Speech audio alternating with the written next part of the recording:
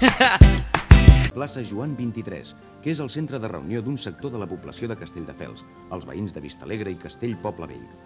Es continua practicant esport a Vistalegre en el conegut Camp dels Veterans, que compta amb diversos serveis complementaris que arriben fins a la zona de pícnic annexa on nens i grans hi poden fer diverses activitats d'esbarjo.